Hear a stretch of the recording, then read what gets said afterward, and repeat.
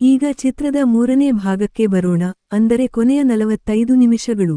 ಈ ಭಾಗದಲ್ಲಿ ಚಿತ್ರವು ತನ್ನ ಎಲ್ಲಾ ಕಥಾ ಎಳೆಗಳನ್ನು ಒಂದುಗೂಡಿಸಿ ಅಂತಿಮ ತೀರ್ಮಾನಕ್ಕೆ ಬರುತ್ತದೆ.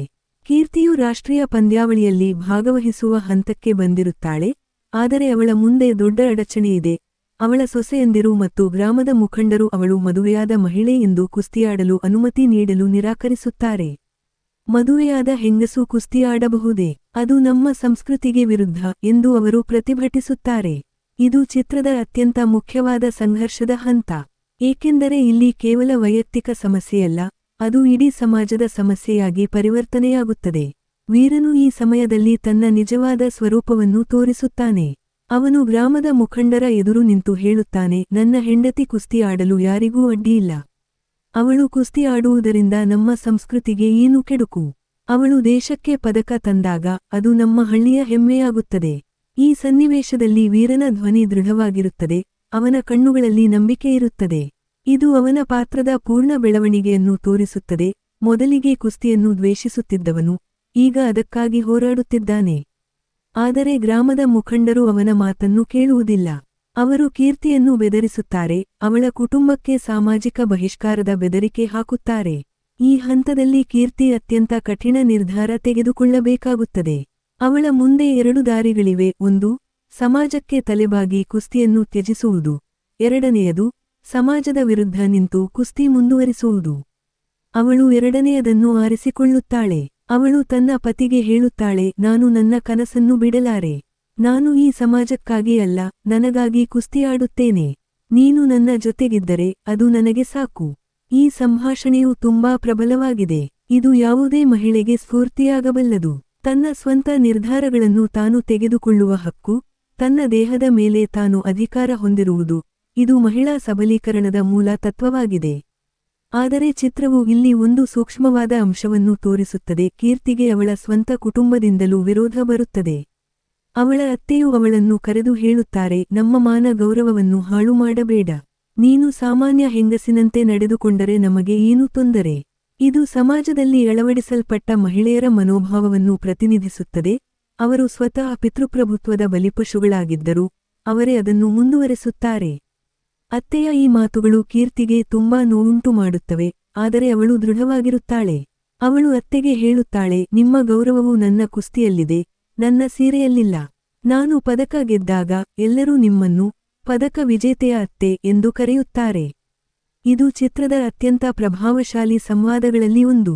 ಸಾಮಾನ್ಯವಾಗಿ ನಮ್ಮ ಸಮಾಜದಲ್ಲಿ ಮಹಿಳೆಯರ ಗೌರವವು ಅವರು ಏನು ಧರಿಸುತ್ತಾರೆ, ಹೇಗೆ ನಡೆದುಕೊಳ್ಳುತ್ತಾರೆ ಎಂಬುದರ ಮೇಲೆ ಅಳೆಯಲಾಗುತ್ತದೆ. ಆದರೆ ಇಲ್ಲಿ ಕೀರ್ತಿಯು ಆ ಪರಿಕಲ್ಪನೆಯನ್ನು ತಿರುಚುತ್ತಾಳೆ. ನಿಜವಾದ ಗೌರವವು ಸಾಧನೆಯಲ್ಲಿದೆ, ಬಾಹ್ಯಾಚಾರದಲ್ಲಿಲ್ಲ. ಈ ಸಂದೇಶವು ಎಷ್ಟು ಪ್ರಬಲವಾಗಿದೆ ಎಂದರೆ ಅತ್ತೆಯೂ ಸ್ವಲ್ಪ ಮಟ್ಟಿಗೆ ಪ್ರಭಾವಿತರಾಗುತ್ತಾರೆ. ಆದರೆ ಅವರ ಸಂಪೂರ್ಣ ಬದಲಾವಣೆಯು ಕೊನೆಯವರೆಗೂ ಆಗುವುದಿಲ್ಲ. ಇದು ಚಿತ್ರದ ವಾಸ್ತವಿಕತೆಯನ್ನು ತೋರಿಸುತ್ತದೆ. ಸಮಾಜದಲ್ಲಿ ಬದಲಾವಣೆಗಳು ಹಠಾತ್ ಆಗುವುದಿಲ್ಲ, ಅವು ನಿಧಾನವಾಗಿ ಆಗುತ್ತವೆ. ಈ ಮಧ್ಯದಲ್ಲಿ ವೀರನ ತಂದೆಯ ಪಾತ್ರವು ಪ್ರಮುಖವಾಗುತ್ತದೆ. ಅವರು ತಮ್ಮ ಮಗನಿಗೆ ಹೇಳುತ್ತಾರೆ, ನಾನು ನಿಮ್ಮ ತಾಯಿಗೆ ಎಂದಿಗೂ ಸ್ವಾತಂತ್ರ್ಯ ಕೊಟ್ಟಿಲ್ಲ. ಅದು ನನ್ನ ತಪ್ಪು. ನೀನು ಅದನ್ನು ಪುನರಾವರ್ತಿಸಬೇಡ. ನಿನ್ನ ಹೆಂಡತಿಗೆ ಅವಳ ಕನಸನ್ನು ಬೆನ್ನಟ್ಟಲು ಬಿಡು. ಈ ಸ್ವೀಕಾರವು ಅನಿರೀಕ್ಷಿತವಾಗಿ ಬರುತ್ತದೆ. ಹಿರಿಯ ಪೀಳಿಗೆಯವರು ತಮ್ಮ ತಪ್ಪುಗಳನ್ನು ಒಪ್ಪಿಕೊಳ್ಳುವುದು ಅಪರೂಪ. ಆದರೆ ಇಲ್ಲಿ ಚಿತ್ರವು ಆ ಸಾಧ್ಯತೆಯನ್ನು ತೋರಿಸುತ್ತದೆ. ಬಹುಶಃ ಇದು ಅತಿಯಾದ ಆಶಾವಾದಿಯೆನಿಸಬಹುದು, ಆದರೆ ಸಿನಿಮಾ ಎಂಬುದು ಕನಸುಗಳನ್ನು ತೋರಿಸುವ ಮಾಧ್ಯಮವಾಗಿರುವುದರಿಂದ ಇದನ್ನು ಸ್ವೀಕರಿಸಬಹುದು. ನಂತರದ ದೃಶ್ಯದಲ್ಲಿ ಕೀರ್ತಿ ತನ್ನ ತರಬೇತಿಗೆ ಮರಳುತ್ತಾಳೆ. ಆದರೆ ಈ ಬಾರಿ ಅವಳ ಜೊತೆಗೆ ವೀರನೂ ಇರುತ್ತಾನೆ. ಅವನು ಅವಳ ತರಬೇತುದಾರನಂತೆ ವರ್ತಿಸುತ್ತಾನೆ. ತೂಕ ಎತ್ತಲು ಸಹಾಯ, ಸರಿಯಾದ ಆಹಾರ, ಮಾನಸಿಕ ಬಲವರ್ಧನೆ. ಇಬ್ಬರೂ ಒಟ್ಟಿಗೆ ಕೆಲಸ ಮಾಡುವ ದೃಶ್ಯಗಳು ಸುಂದರವಾಗಿವೆ. ಅವರ ನಡುವಿನ ಭಾಷೆಯು ಇನ್ನು ಮುಂದೆ ಆಜ್ಞೆ ಮತ್ತು ವಿಧೇಯತೆಯದ್ದಲ್ಲ, ಬದಲಿಗೆ ಸಹಕಾರ ಮತ್ತು ತಂಡದ ಕೆಲಸದ್ದು. ವೀರನು ಕೀರ್ತಿಗೆ ಹೇಳುತ್ತಾನೆ, ನೀನು ಪಂದ್ಯದಲ್ಲಿ ಸೋತರೂ ನಾನು ನಿನ್ನನ್ನು ಪ್ರೀತಿಸುತ್ತೇನೆ. ಆದರೆ ನೀನು ಗೆಲ್ಲುತ್ತೀಯ ಎಂದು ನನಗೆ ಖಚಿತವಿದೆ. ಈ ಮಾತುಗಳು ಕೀರ್ತಿಗೆ ಬಹಳ ದೊಡ್ಡ ಪ್ರೋತ್ಸಾಹ ನೀಡುತ್ತವೆ. ಕೀರ್ತಿಯ ಪ್ರತಿಸ್ಪರ್ಧಿಯ ಪಾತ್ರವು ಇಲ್ಲಿ ಪರಿಚಯವಾಗುತ್ತದೆ. ಅವಳು ಹೆಸರಾಂತ ಕುಸ್ತಿಪಟು, ವೃತ್ತಿಪರ ತರಬೇತಿ ಪಡೆದವಳು, ಅಂತಾರಾಷ್ಟ್ರೀಯ ಪಂದ್ಯಗಳಲ್ಲಿ ಭಾಗವಹಿಸಿದವಳು. ಅವಳು ಕೀರ್ತಿಯನ್ನು ಕಡೆಗಣಿಸುತ್ತಾಳೆ. ಗ್ರಾಮದ ಹುಡುಗಿ, ಮದುವೆಯಾದ ಹೆಂಗಸು, ನನಗೆ ಸರಿಸಮಾನಳೆ. ಎಂದು ವ್ಯಂಗ್ಯವಾಗಿ ನಗುತ್ತಾಳೆ. ಇದು ಕೀರ್ತಿಯ ಆತ್ಮವಿಶ್ವಾಸವನ್ನು ಕುಗ್ಗಿಸಲು ಪ್ರಯತ್ನಿಸುತ್ತದೆ. ಆದರೆ ಕೀರ್ತಿ ಅದಕ್ಕೆ ಉತ್ತರಿಸುತ್ತಾಳೆ, ನಾನು ಗ್ರಾಮದ ಹುಡುಗಿಯೇ, ನಾನು ಮದುವೆಯಾದ ಹೆಂಗಸೆ, ಆದರೆ ಇದು ನನ್ನ ಬಲವೇ ಹೊರತು ದೌರ್ಬಲ್ಯವಲ್ಲ. ಈ ಸಂಭಾಷಣೆಯು ಚಿತ್ರದ ಪ್ರಮುಖ ತಿರುವುಗಳಲ್ಲಿ ಒಂದಾಗಿದೆ. ಸಮಾಜವು ಕೀಳಾಗಿ ನೋಡುವ ಅಂಶಗಳನ್ನು ಅವಳು ತನ್ನ ಶಕ್ತಿಯಾಗಿ ಪರಿವರ್ತಿಸುತ್ತಾಳೆ. ಪಂದ್ಯದ ದಿನ ಬರುತ್ತದೆ. ಇಡೀ ಗ್ರಾಮವು ಕ್ರೀಡಾಂಗಣದಲ್ಲಿ ಸೇರುತ್ತದೆ. ಸಾಮಾನ್ಯವಾಗಿ ಕುಸ್ತಿ ಪಂದ್ಯಗಳಿಗೆ ಹೆಚ್ಚು ಪ್ರೇಕ್ಷಕರು ಬರುವುದಿಲ್ಲ, ಆದರೆ ಇಲ್ಲಿ ಇಡೀ ಹಳ್ಳಿಯೇ ಬಂದಿರುತ್ತದೆ. ಅವರಲ್ಲಿ ಕೆಲವರು ಕೀರ್ತಿಯನ್ನು ಅಪಹಾಸ್ಯ ಮಾಡಲು ಬಂದವರು, ಕೆಲವರು ಅವಳನ್ನು ಬೆಂಬಲಿಸಲು ಬಂದವರು, ಹಲವರು ಕೇವಲ ಕುತೂಹಲಕ್ಕಾಗಿ ಬಂದವರು. ಪಂದ್ಯವು ಪ್ರಾರಂಭವಾಗುತ್ತದೆ ಮತ್ತು ಮೊದಲ ಸುತ್ತಿನಲ್ಲೇ ಕೀರ್ತಿಯು ಕೆಳಗೆ ಬೀಳುತ್ತಾಳೆ. ಅವಳು ತನ್ನ ಎದುರಾಳಿಯ ದಾಳಿಯನ್ನು ನಿಭಾಯಿಸಲು ಸಾಧ್ಯವಾಗುವುದಿಲ್ಲ. ಎದುರಾಳಿಯು ವೃತ್ತಿಪರಳಾಗಿದ್ದು, ಅವಳು ತಾಂತ್ರಿಕವಾಗಿ ಉತ್ತಮವಾಗಿರುತ್ತಾಳೆ. ಈ ಸಮಯದಲ್ಲಿ ಪ್ರೇಕ್ಷಕರಲ್ಲಿ ಕೆಲವರು ನಗಲು ಪ್ರಾರಂಭಿಸುತ್ತಾರೆ, ಏನಪ್ಪಾ ಇವಳು ಕುಸ್ತಿಯಾಡೋದು, ಇವಳಿಗೆ ಹೆಂಡತಿ ಮನೆ ಕೆಲಸ ಮಾಡೋದೇ ಸರಿ ಎಂದು ವ್ಯಂಗ್ಯವಾಡುತ್ತಾರೆ. ಆದರೆ ಕೀರ್ತಿಯು ಬಿಟ್ಟುಕೊಡುವವಳಲ್ಲ. ಅವಳು ಎದ್ದುನಿಂತು ಮತ್ತೆ ಹೋರಾಡಲು ಪ್ರಾರಂಭಿಸುತ್ತಾಳೆ.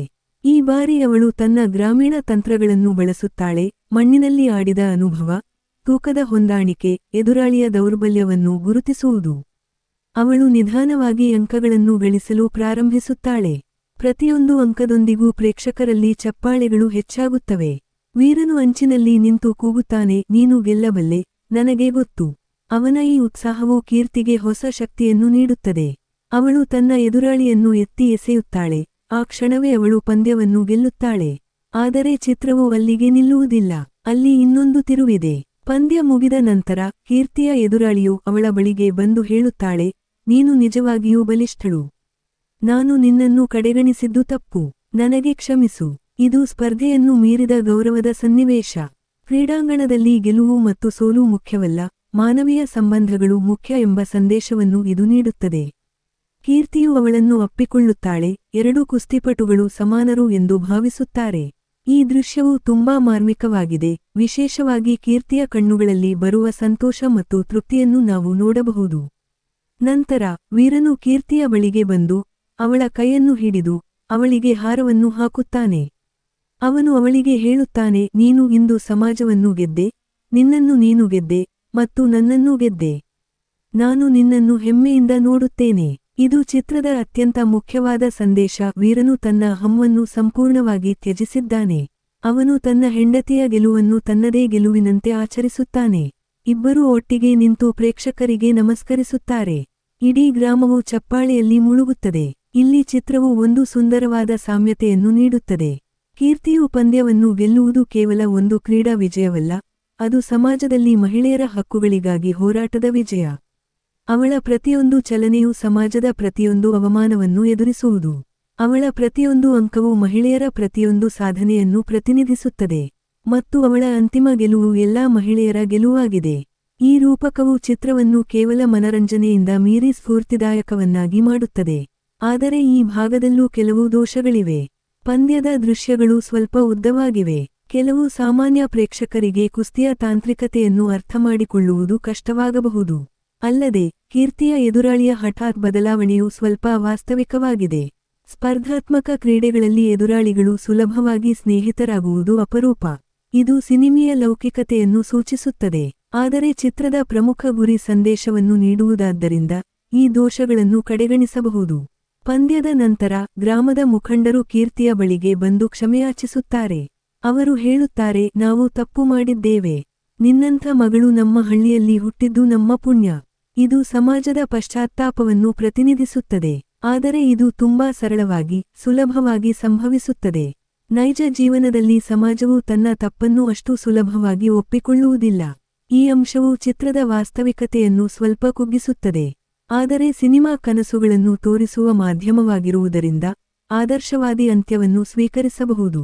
ಕೊನೆಯ ದೃಶ್ಯದಲ್ಲಿ ಕೀರ್ತಿ ಮತ್ತು ವೀರನು ಒಟ್ಟಿಗೆ ಮನೆಗೆ ಹಿಂತಿರುಗುತ್ತಾರೆ. ಅವರ ನಡುವಿನ ಸಂಭಾಷಣೆಯು ಚಿತ್ರದ ಸಾರವನ್ನು ತಿಳಿಸುತ್ತದೆ. ಕೀರ್ತಿ ಹೇಳುತ್ತಾಳೆ, ನಾನು ಇಂದು ಗೆದ್ದೆ, ಆದರೆ ನಿನ್ನ ಬೆಂಬಲವಿಲ್ಲದಿದ್ದರೆ ಅದು ಸಾಧ್ಯವಾಗುತ್ತಿರಲಿಲ್ಲ. ವೀರನು ಉತ್ತರಿಸುತ್ತಾನೆ, ನೀನು ನನಗೆ ಕಲಿಸಿದೆ, ಪ್ರೀತಿ ಎಂದರೆ ಹಿಡಿದಿಟ್ಟುಕೊಳ್ಳುವುದಲ್ಲ, ಬಿಡುಗಡೆ ಮಾಡುವುದು. ನಿನ್ನನ್ನು ಬಿಡುಗಡೆ ಮಾಡಿದಾಗ ನೀನು ನನ್ನ ಬಳಿಗೆ ಮರಳಿದೆ. ಅದೇ ನಿಜವಾದ ಪ್ರೀತಿ. ಈ ಸಂಭಾಷಣೆಯು ರೊಮ್ಯಾಂಟಿಕ್ ಮತ್ತು ತಾತ್ವಿಕ ಎರಡೂ ಆಗಿದೆ.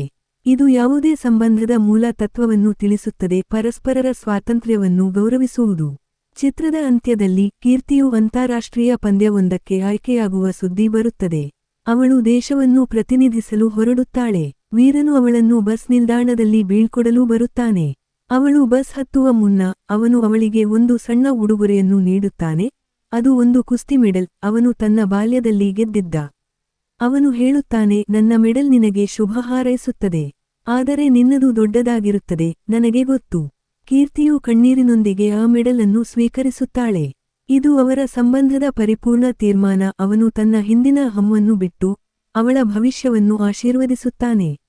ಬಸ್ ಹೊರಡುತ್ತದೆ. ವೀರನು ನಿಂತು ನೋಡುತ್ತಾನೆ. ಅವನ ಮುಖದಲ್ಲಿ ಹೆಮ್ಮೆ, ಪ್ರೀತಿ ಮತ್ತು ಸ್ವಲ್ಪ ಏಕಾಂಗಿತನ. ಚಿತ್ರವು ಅಲ್ಲಿಗೆ ಮುಗಿಯುತ್ತದೆ, ಆದರೆ ಅದರ ಪರಿಣಾಮವು ಪ್ರೇಕ್ಷಕರ ಮನಸ್ಸಿನಲ್ಲಿ ಉಳಿಯುತ್ತದೆ. ಕೀರ್ತಿ ಮತ್ತು ವೀರರ ಕಥೆಯು ಮುಗಿದರೂ ಅವರ ಪ್ರಯಾಣವು ಅನೇಕರಿಗೆ ಸ್ಫೂರ್ತಿಯಾಗುವುದು ಖಚಿತ. ಏಕೆಂದರೆ ಇದು ಕೇವಲ ಒಂದು ಸಿನಿಮಾ ಕಥೆಯಲ್ಲ, ಇದು ಪ್ರತಿಯೊಬ್ಬ ಮಹಿಳೆಯ ಕಥೆ, ಪ್ರತಿಯೊಬ್ಬ ಪುರುಷನ ಕಥೆ ಮತ್ತು ಪ್ರತಿಯೊಂದು ಸಂಬಂಧದ ಕಥೆ. ಕೊನೆಯಲ್ಲಿ, ಈ ಮೂರನೇ ಭಾಗವು ಚಿತ್ರವನ್ನು ಒಂದು ಭಾವನಾತ್ಮಕ ಮತ್ತು ತೃಪ್ತಿಕರ ಅಂತ್ಯಕ್ಕೆ ಕೊಂಡೊಯ್ಯುತ್ತದೆ. ಇದು ಸಾಕಷ್ಟು ಕ್ಲೈಮ್ಯಾಕ್ಸ್, ಭಾವನೆ ಮತ್ತು ಸಂದೇಶವನ್ನು ಹೊಂದಿದೆ. ಕೆಲವು ಅತಿಶಯೋಕ್ತಿಗಳಿದ್ದರೂ ಚಿತ್ರದ ಮೂಲ ಆಶಯವು ಸ್ಪಷ್ಟವಾಗಿ ಪ್ರತಿಫಲಿಸುತ್ತದೆ: ಪ್ರೀತಿ, ಗೌರವ, ಸಮಾನತೆ ಮತ್ತು ಸ್ವಾತಂತ್ರ್ಯ. ಈ ಚಿತ್ರವು ಯುವ ಜನರಿಗೆ, ವಿಶೇಷವಾಗಿ ಮದುವೆಯಾಗಲಿರುವವರಿಗೆ, ಒಂದು ಮಾರ್ಗದರ್ಶಿಯಾಗಬಹುದು. ಸಂಬಂಧಗಳಲ್ಲಿ ಸಮಾನತೆ ಏಕೆ ಮುಖ್ಯ, ಅಹಂವನ್ನು ತ್ಯಜಿಸುವುದು ಹೇಗೆ, ಮತ್ತು ಪರಸ್ಪರ ಬೆಂಬಲಿಸುವುದರ ಮಹತ್ವವನ್ನು ಇದು ತಿಳಿಸುತ್ತದೆ. ಹೀಗೆ, ಈ ಚಿತ್ರವು ತನ್ನ 3 ಭಾಗಗಳ ಮೂಲಕ ಒಂದು ಸಮಗ್ರ ಕಥನವನ್ನು ನೀಡುತ್ತದೆ. ಮೊದಲ ಭಾಗದಲ್ಲಿ ಸಮಸ್ಯೆಯ ಪರಿಚಯ, ಎರಡನೇ ಭಾಗದಲ್ಲಿ ಅದರ ಪರಿಶೋಧನೆ, ಮತ್ತು ಮೂರನೇ ಭಾಗದಲ್ಲಿ ಅದರ ಪರಿಹಾರ. ಪ್ರತಿಯೊಂದು ಭಾಗವೂ ತನ್ನದೇ ಆದ ವಿಶಿಷ್ಟ ಗುಣಗಳನ್ನು ಹೊಂದಿದೆ. ಒಟ್ಟಾರೆಯಾಗಿ, ಇದು ಒಂದು ವಿಭಿನ್ನವಾದ, ಧೈರ್ಯಶಾಲಿ ಮತ್ತು ಪ್ರಸ್ತುತವಾದ ಸಿನಿಮಾ. ಕನ್ನಡ ಚಿತ್ರರಂಗದಲ್ಲಿ ಇದೊಂದು ಮಹತ್ವದ ಹೆಜ್ಜೆ. ಇಂತಹ ಚಿತ್ರಗಳು ಹೆಚ್ಚಾಗಬೇಕು, ಏಕೆಂದರೆ ಅವು ಮನರಂಜನೆಯೊಂದಿಗೆ ಸಮಾಜಕ್ಕೆ ಒಳ್ಳೆಯ ಸಂದೇಶಗಳನ್ನು ನೀಡಬಲ್ಲವು. ಈಗ ಚಿತ್ರದ ಮೂರನೇ ಭಾಗಕ್ಕೆ ಬರೋಣ, ಅಂದರೆ ಕೊನೆಯ 45 ನಿಮಿಷಗಳು. ಈ ಭಾಗದಲ್ಲಿ ಚಿತ್ರವು ತನ್ನ ಎಲ್ಲಾ ಕಥಾ ಎಳೆಗಳನ್ನು ಒಂದುಗೂಡಿಸಿ ಅಂತಿಮ ತೀರ್ಮಾನಕ್ಕೆ ಬರುತ್ತದೆ.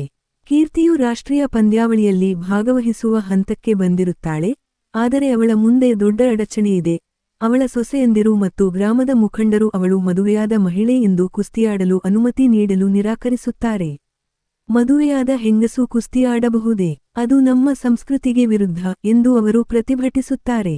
ಇದು ಚಿತ್ರದ ಅತ್ಯಂತ ಮುಖ್ಯವಾದ ಸಂಘರ್ಷದ ಹಂತ. ಏಕೆಂದರೆ ಇಲ್ಲಿ ಕೇವಲ ವೈಯಕ್ತಿಕ ಸಮಸ್ಯೆಯಲ್ಲ, ಅದು ಇಡೀ ಸಮಾಜದ ಸಮಸ್ಯೆಯಾಗಿ ಪರಿವರ್ತನೆಯಾಗುತ್ತದೆ. ವೀರನು ಈ ಸಮಯದಲ್ಲಿ ತನ್ನ ನಿಜವಾದ ಸ್ವರೂಪವನ್ನು ತೋರಿಸುತ್ತಾನೆ. ಅವನು ಗ್ರಾಮದ ಮುಖಂಡರ ಎದುರು ನಿಂತು ಹೇಳುತ್ತಾನೆ, ನನ್ನ ಹೆಂಡತಿ ಕುಸ್ತಿ ಆಡಲು ಯಾರಿಗೂ ಅಡ್ಡಿಯಿಲ್ಲ. ಅವಳು ಕುಸ್ತಿ ಆಡುವುದರಿಂದ ನಮ್ಮ ಸಂಸ್ಕೃತಿಗೆ ಏನು ಕೆಡುಕು? ಅವಳು ದೇಶಕ್ಕೆ ಪದಕ ತಂದಾಗ ಅದು ನಮ್ಮ ಹಳ್ಳಿಯ ಹೆಮ್ಮೆಯಾಗುತ್ತದೆ. ಈ ಸನ್ನಿವೇಶದಲ್ಲಿ ವೀರನ ಧ್ವನಿ ದೃಢವಾಗಿರುತ್ತದೆ, ಅವನ ಕಣ್ಣುಗಳಲ್ಲಿ ನಂಬಿಕೆಯಿರುತ್ತದೆ. ಇದು ಅವನ ಪಾತ್ರದ ಪೂರ್ಣ ಬೆಳವಣಿಗೆಯನ್ನು ತೋರಿಸುತ್ತದೆ. ಮೊದಲಿಗೆ ಕುಸ್ತಿಯನ್ನು ದ್ವೇಷಿಸುತ್ತಿದ್ದವನು ಈಗ ಅದಕ್ಕಾಗಿ ಹೋರಾಡುತ್ತಿದ್ದಾನೆ. ಆದರೆ ಗ್ರಾಮದ ಮುಖಂಡರು ಅವನ ಮಾತನ್ನು ಕೇಳುವುದಿಲ್ಲ. ಅವರು ಕೀರ್ತಿಯನ್ನು ಬೆದರಿಸುತ್ತಾರೆ, ಅವಳ ಕುಟುಂಬಕ್ಕೆ ಸಾಮಾಜಿಕ ಬಹಿಷ್ಕಾರದ ಬೆದರಿಕೆ ಹಾಕುತ್ತಾರೆ. ಈ ಹಂತದಲ್ಲಿ ಕೀರ್ತಿ ಅತ್ಯಂತ ಕಠಿಣ ನಿರ್ಧಾರ ತೆಗೆದುಕೊಳ್ಳಬೇಕಾಗುತ್ತದೆ. ಅವಳ ಮುಂದೆ 2 ದಾರಿಗಳಿವೆ: ಒಂದು, ಸಮಾಜಕ್ಕೆ ತಲೆಬಾಗಿ ಕುಸ್ತಿಯನ್ನು ತ್ಯಜಿಸುವುದು; ಎರಡನೆಯದು, ಸಮಾಜದ ವಿರುದ್ಧ ನಿಂತು ಕುಸ್ತಿ ಮುಂದುವರಿಸುವುದು.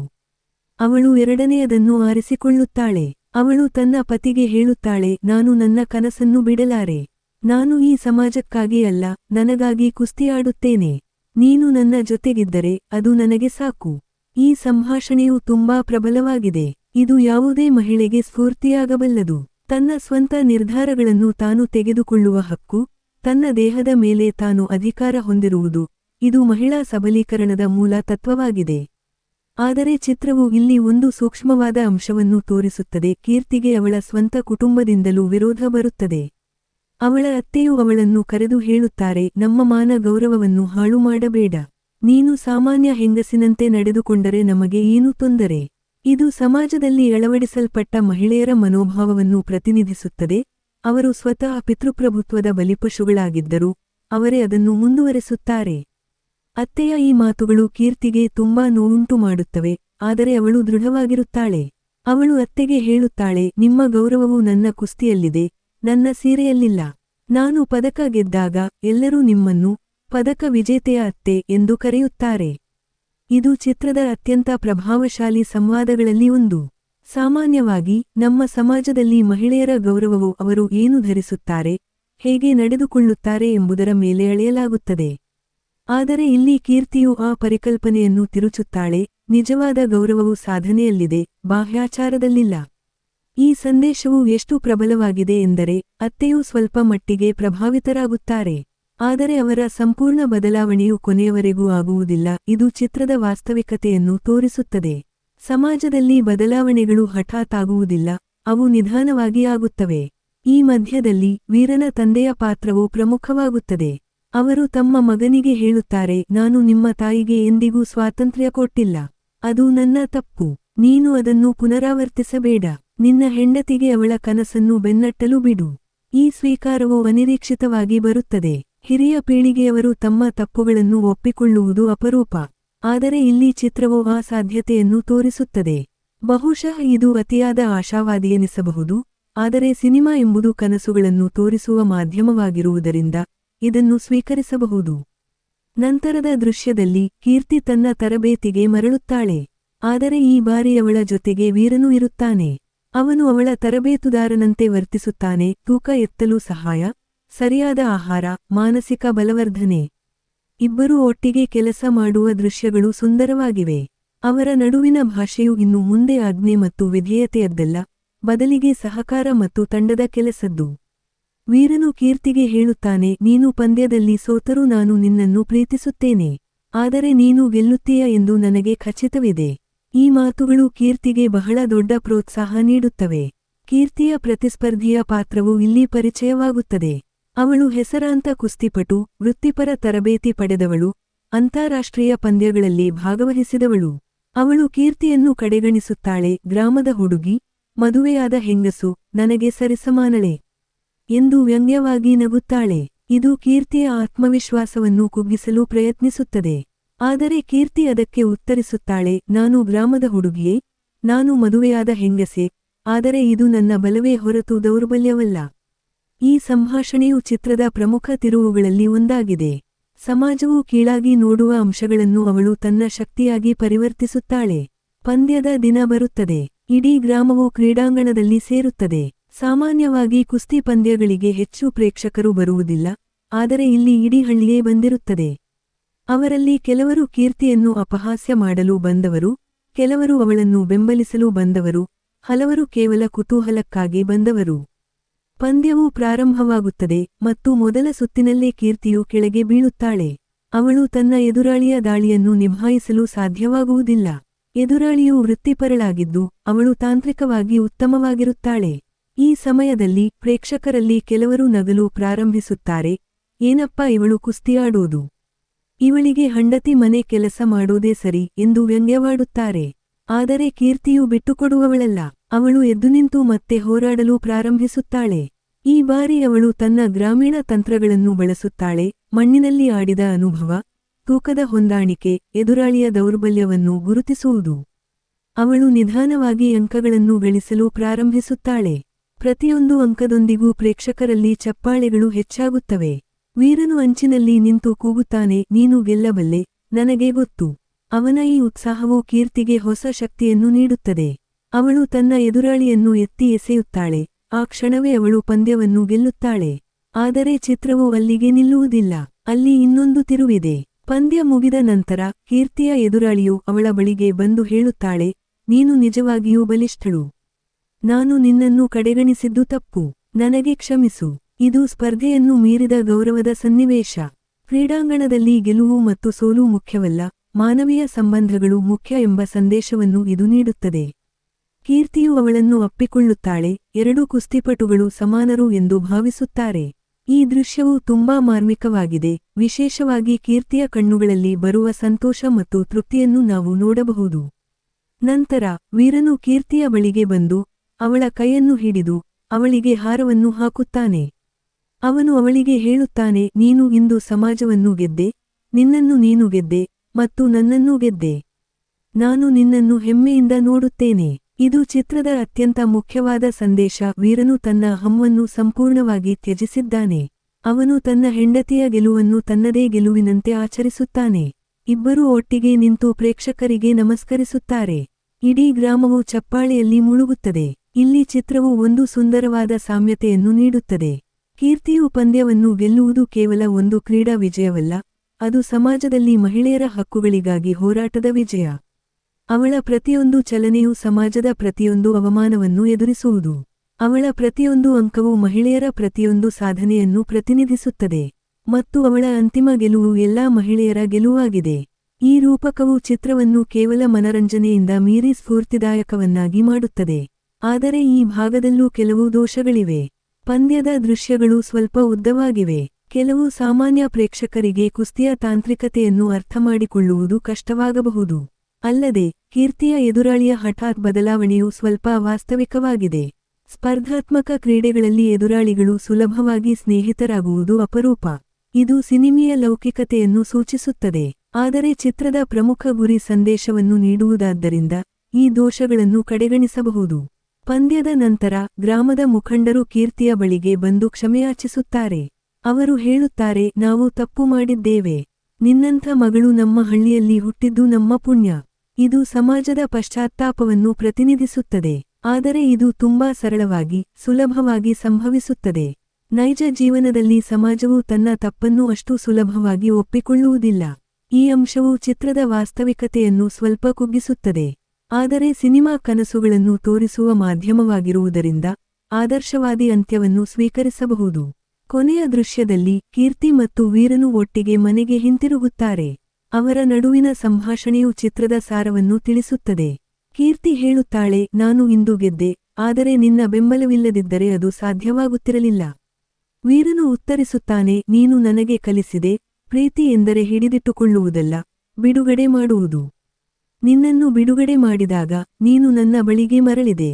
ಅದೇ ನಿಜವಾದ ಪ್ರೀತಿ. ಈ ಸಂಭಾಷಣೆಯು ರೊಮ್ಯಾಂಟಿಕ್ ಮತ್ತು ತಾತ್ವಿಕ ಎರಡೂ ಆಗಿದೆ. ಇದು ಯಾವುದೇ ಸಂಬಂಧದ ಮೂಲ ತತ್ವವನ್ನು ತಿಳಿಸುತ್ತದೆ, ಪರಸ್ಪರರ ಸ್ವಾತಂತ್ರ್ಯವನ್ನು ಗೌರವಿಸುವುದು. ಚಿತ್ರದ ಅಂತ್ಯದಲ್ಲಿ ಕೀರ್ತಿಯು ಅಂತಾರಾಷ್ಟ್ರೀಯ ಪಂದ್ಯವೊಂದಕ್ಕೆ ಆಯ್ಕೆಯಾಗುವ ಸುದ್ದಿ ಬರುತ್ತದೆ. ಅವಳು ದೇಶವನ್ನು ಪ್ರತಿನಿಧಿಸಲು ಹೊರಡುತ್ತಾಳೆ. ವೀರನು ಅವಳನ್ನು ಬಸ್ ನಿಲ್ದಾಣದಲ್ಲಿ ಬೀಳ್ಕೊಡಲು ಬರುತ್ತಾನೆ. ಅವಳು ಬಸ್ ಹತ್ತುವ ಮುನ್ನ ಅವನು ಅವಳಿಗೆ ಒಂದು ಸಣ್ಣ ಉಡುಗೊರೆಯನ್ನು ನೀಡುತ್ತಾನೆ. ಅದು ಒಂದು ಕುಸ್ತಿ ಮೆಡಲ್. ಅವನು ತನ್ನ ಬಾಲ್ಯದಲ್ಲಿ ಗೆದ್ದಿದ್ದ. ಅವನು ಹೇಳುತ್ತಾನೆ, ನನ್ನ ಮೆಡಲ್ ನಿನಗೆ ಶುಭ ಹಾರೈಸುತ್ತದೆ. ಆದರೆ ನಿನ್ನದು ದೊಡ್ಡದಾಗಿರುತ್ತದೆ, ನನಗೆ ಗೊತ್ತು. ಕೀರ್ತಿಯು ಕಣ್ಣೀರಿನೊಂದಿಗೆ ಆ ಮೆಡಲ್ ಅನ್ನು ಸ್ವೀಕರಿಸುತ್ತಾಳೆ. ಇದು ಅವರ ಸಂಬಂಧದ ಪರಿಪೂರ್ಣ ತೀರ್ಮಾನ. ಅವನು ತನ್ನ ಹಿಂದಿನ ಅಹಂವನ್ನು ಬಿಟ್ಟು ಅವಳ ಭವಿಷ್ಯವನ್ನು ಆಶೀರ್ವದಿಸುತ್ತಾನೆ. ಬಸ್ ಹೊರಡುತ್ತದೆ. ವೀರನು ನಿಂತು ನೋಡುತ್ತಾನೆ. ಅವನ ಮುಖದಲ್ಲಿ ಹೆಮ್ಮೆ, ಪ್ರೀತಿ ಮತ್ತು ಸ್ವಲ್ಪ ಏಕಾಂಗಿತನ. ಚಿತ್ರವು ಅಲ್ಲಿಗೆ ಮುಗಿಯುತ್ತದೆ, ಆದರೆ ಅದರ ಪರಿಣಾಮವು ಪ್ರೇಕ್ಷಕರ ಮನಸ್ಸಿನಲ್ಲಿ ಉಳಿಯುತ್ತದೆ. ಕೀರ್ತಿ ಮತ್ತು ವೀರರ ಕಥೆಯು ಮುಗಿದರೂ ಅವರ ಪ್ರಯಾಣವು ಅನೇಕರಿಗೆ ಸ್ಫೂರ್ತಿಯಾಗುವುದು ಖಚಿತ. ಏಕೆಂದರೆ ಇದು ಕೇವಲ ಒಂದು ಸಿನಿಮಾ ಕಥೆಯಲ್ಲ, ಇದು ಪ್ರತಿಯೊಬ್ಬ ಮಹಿಳೆಯ ಕಥೆ, ಪ್ರತಿಯೊಬ್ಬ ಪುರುಷನ ಕಥೆ ಮತ್ತು ಪ್ರತಿಯೊಂದು ಸಂಬಂಧದ ಕಥೆ.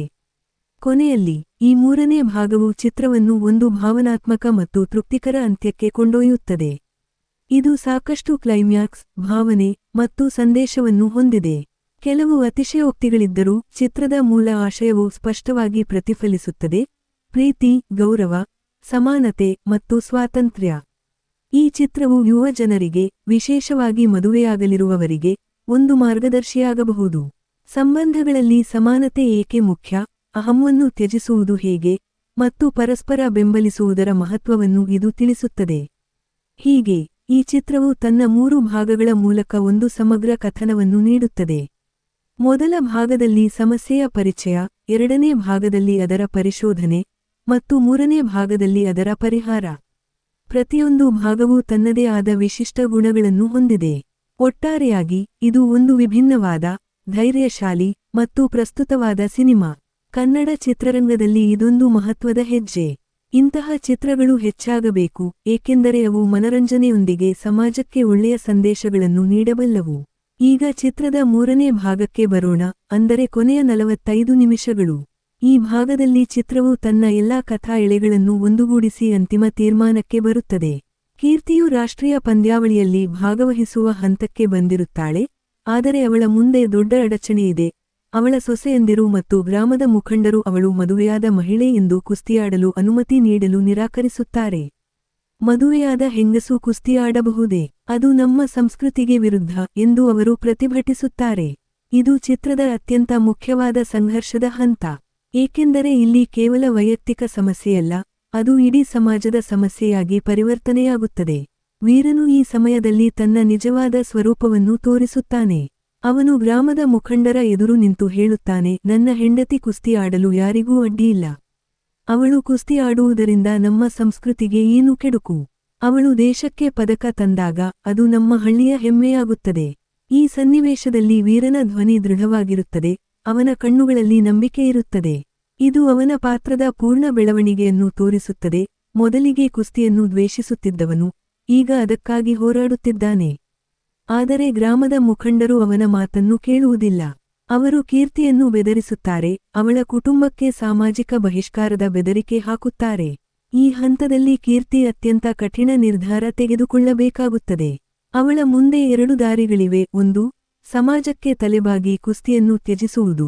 2ನೇಯದು, ಸಮಾಜದ ವಿರುದ್ಧ ನಿಂತು ಕುಸ್ತಿ ಮುಂದುವರಿಸುವುದು.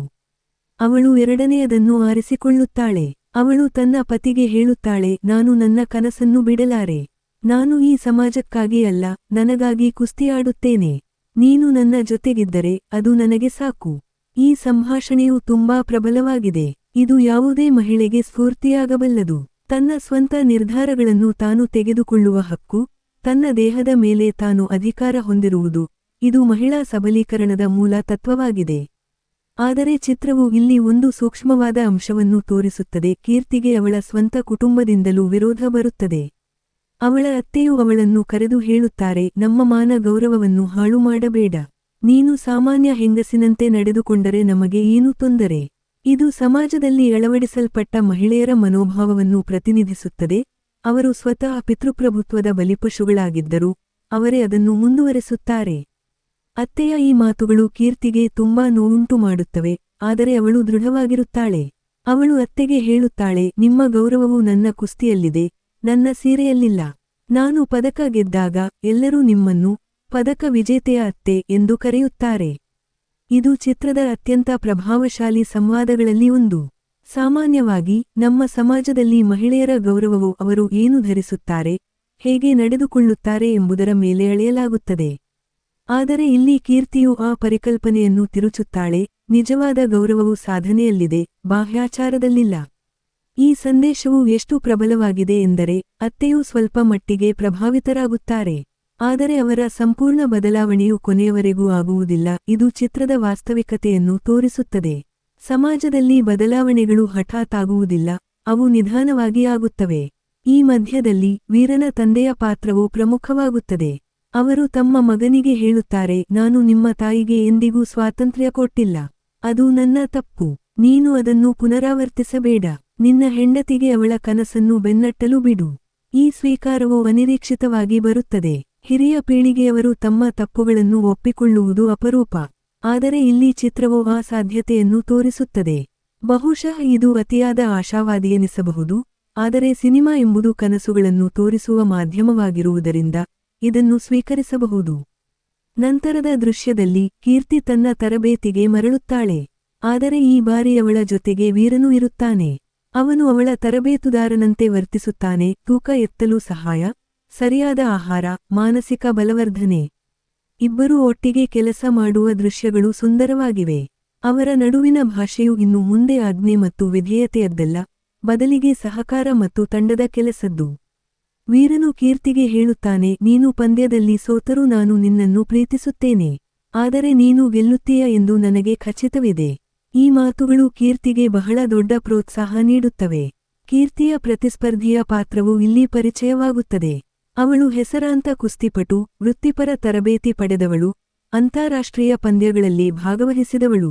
ಅವಳು ಕೀರ್ತಿಯನ್ನು ಕಡೆಗಣಿಸುತ್ತಾಳೆ. ಗ್ರಾಮದ ಹುಡುಗಿ, ಮದುವೆಯಾದ ಹೆಂಗಸು, ನನಗೆ ಸರಿಸಮಾನಳೆ ಎಂದು ವ್ಯಂಗ್ಯವಾಗಿ ನಗುತ್ತಾಳೆ. ಇದು ಕೀರ್ತಿಯ ಆತ್ಮವಿಶ್ವಾಸವನ್ನು ಕುಗ್ಗಿಸಲು ಪ್ರಯತ್ನಿಸುತ್ತದೆ. ಆದರೆ ಕೀರ್ತಿ ಅದಕ್ಕೆ ಉತ್ತರಿಸುತ್ತಾಳೆ, ನಾನು ಗ್ರಾಮದ ಹುಡುಗಿಯೇ, ನಾನು ಮದುವೆಯಾದ ಹೆಂಗಸೆ, ಆದರೆ ಇದು ನನ್ನ ಬಲವೇ ಹೊರತು ದೌರ್ಬಲ್ಯವಲ್ಲ. ಈ ಸಂಭಾಷಣೆಯು ಚಿತ್ರದ ಪ್ರಮುಖ ತಿರುವುಗಳಲ್ಲಿ ಒಂದಾಗಿದೆ. ಸಮಾಜವು ಕೀಳಾಗಿ ನೋಡುವ ಅಂಶಗಳನ್ನು ಅವಳು ತನ್ನ ಶಕ್ತಿಯಾಗಿ ಪರಿವರ್ತಿಸುತ್ತಾಳೆ. ಪಂದ್ಯದ ದಿನ ಬರುತ್ತದೆ. ಇಡೀ ಗ್ರಾಮವು ಕ್ರೀಡಾಂಗಣದಲ್ಲಿ ಸೇರುತ್ತದೆ. ಸಾಮಾನ್ಯವಾಗಿ ಕುಸ್ತಿ ಪಂದ್ಯಗಳಿಗೆ ಹೆಚ್ಚು ಪ್ರೇಕ್ಷಕರು ಬರುವುದಿಲ್ಲ, ಆದರೆ ಇಲ್ಲಿ ಇಡೀ ಹಳ್ಳಿಯೇ ಬಂದಿರುತ್ತದೆ. ಅವರಲ್ಲಿ ಕೆಲವರು ಕೀರ್ತಿಯನ್ನು ಅಪಹಾಸ್ಯ ಮಾಡಲು ಬಂದವರು, ಕೆಲವರು ಅವಳನ್ನು ಬೆಂಬಲಿಸಲು ಬಂದವರು, ಹಲವರು ಕೇವಲ ಕುತೂಹಲಕ್ಕಾಗಿ ಬಂದವರು.